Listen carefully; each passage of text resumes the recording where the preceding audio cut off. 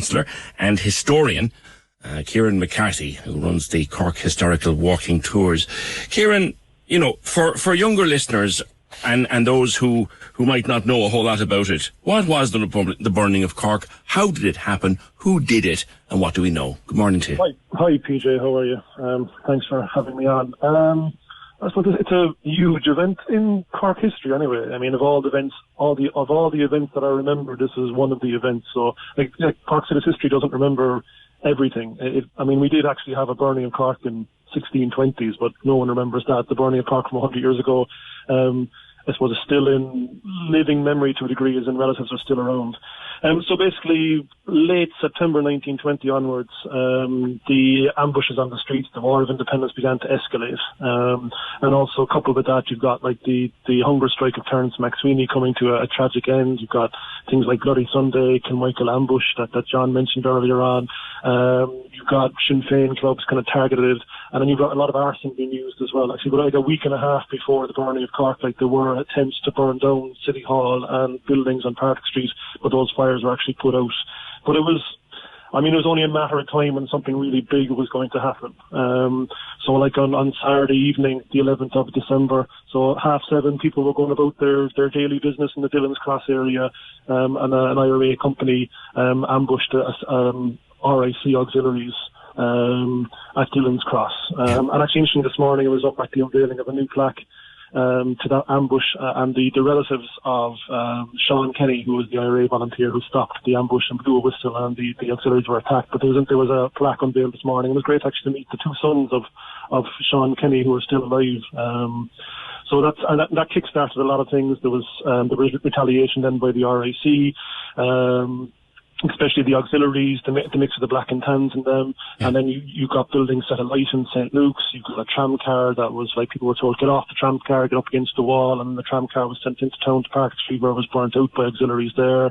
And then very much from 10:30 onwards, like fires would be like 8:30 onwards, you got fires kind of being lit in Park Street. So it starts with Grant's, and then another fire then is kind of is Munster Arcade, and then to Cash's, and then most of the block around Cash's goes up in flames. So and you're talking like 27 hours of burning. I mean, you've had Kevin on there. I mean, his grandfather had to deal with being on duty for 27 hours trying to fight these fires that actually spread. And when they did try to fight them, the hoses were cut. Yeah, we have witness statements. So there was one IRA volunteer that actually went into town to collect witness statements because he had an ongoing project for the IRA.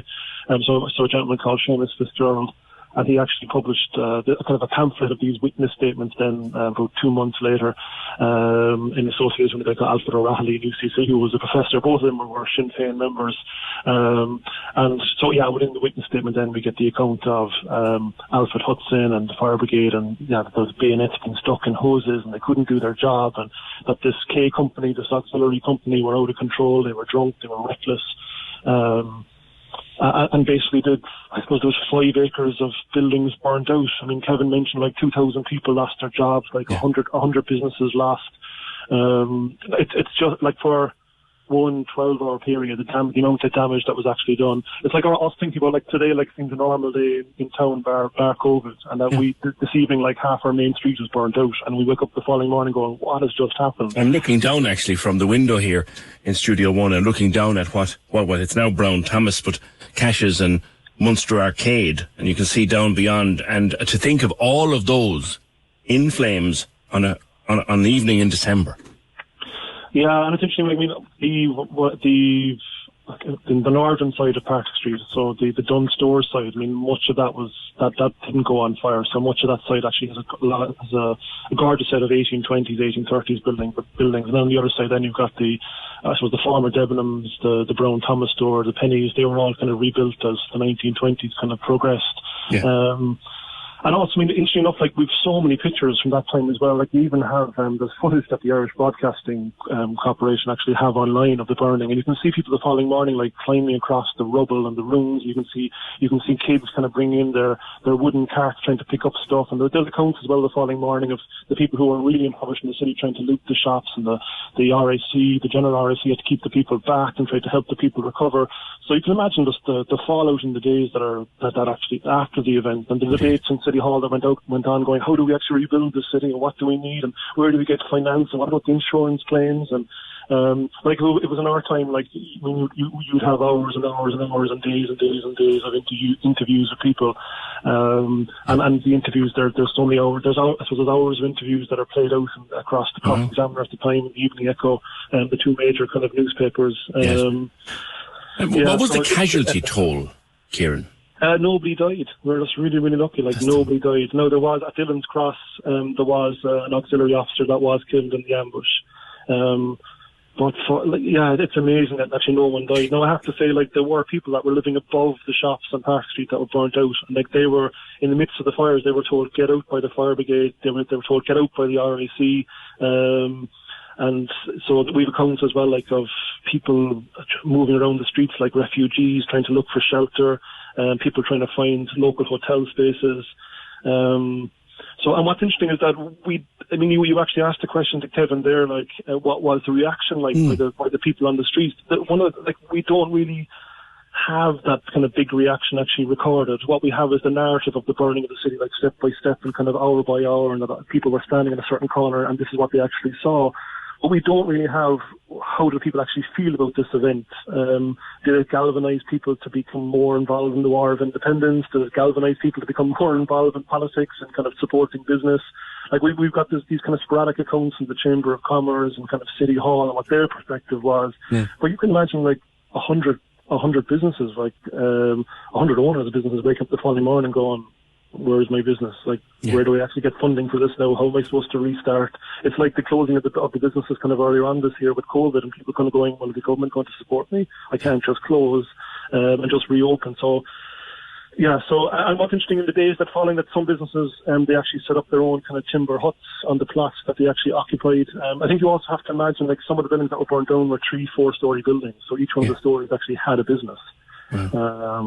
So yeah, no, it's an incredible story. It really is. And just to say to PJ as well, what's also interesting is it really led the city to a new debate about itself as well, kind of in the years that followed. I mean, your show, you always talk about, like, housing and public health and kind of planning for the future and like, where's the economy going and the architecture of the city. There's loads of accounts of the city kind of going through all those phases of thinking, especially from the mid to late 1920s, and these demands for. I told you that, like, there's so many images of the impoverished actually climbing across the ruins. And people kind of were looking at the pictures kind of going, these people deserve better than that. And so there was new social housing created in Capel Road and Turner's Cross and Granabraher and these fantastic areas of the city. They're very kind of proud communities. So there was positive things that kind of came out of the event. But the first 10 years after the event was fairly heavy going. The immediate 5 years after was very heavy going, trying to get the compensation funding from Westminster, and then you had civil war, and you had, like, the anti-pro treaty, and just the politics got really bogged down. When you look back at it, Kevin, and you think of the political toing and froing of today, we kind of have it easy, don't we? Yeah, but what was interesting, rising out of that, 1924, the businesses in the city got fed up with the toing and froing of the council. Like, they couldn't draw down. The council had a finance committee, and the finance committee were trying to draw down funding from the Irish Free State government, and the business actually just got fed up, and they actually set up their own political party, like the Cork Progressive Association. And these businesses then went to town, and the local councillors going, you're toing and froing, some of you are for the treaty, some of you are against the treaty, but you're not looking after the business of the city, you're not looking after the people, you're not listening to the people. And eventually they managed to get the council actually dissolved in 1924. And there was a city commissioner brought in, Philip Monaghan. And then he actually then used the compensation money for the City Hall and Carnegie Library burning during the night of burning. That's how he came to be. And he's got a lecture named after him now in UCC every year. Yeah. A.O. Quinlivan, who's got a book out, and the Lord Mayor, who was president at the time, Donald O'Callaghan. But I mean, it's amazing, like that people just got fed up with the politicking. And Philip Monaghan was put into place by the Department of Local Government in the Irish Free State Government, and then Philip Monaghan was like, "I don't need a new city hall for councillors to sit in. Let's invest money into, let's say, Capwell Road. Let's do one of the first plans for the city was in 1926, like in terms of development plans, and they mapped out all the slums, and they said, look, 1/9 of 80,000 people need to be moved. So like 10,000 people, he said, like they're living in diabolical conditions. There's another 10,000 people like living in houses that are falling down, Barrack Street, Shandon Street. Then these slums need to be cleared. So there were these really interesting narratives that began to emerge. Like one of the things I did during lockdown, or my lockdown project, was actually to read the Cork Examiner from 1920 to 1929, go through every page and kind of see what sort of city emerged over the 10 years after the burning of Cork, and it became a really interesting place. Yeah.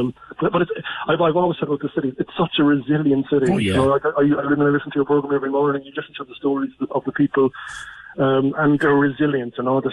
It's a great little city. Yeah. You think back to the events you think back to events of 100 years ago today. It gives you some insight into how and why we are as resilient as we are as a people, and how, when, as I often say, we come out for our own, no one is like us in the world. Kieran, thank you so much for your insight. That's Councillor Kieran McCarthy, of course, the City Councillor and historian, Director of the Cork Historical Walking Tours, looking back in the events of 100 years ago today. Now, I promised to give John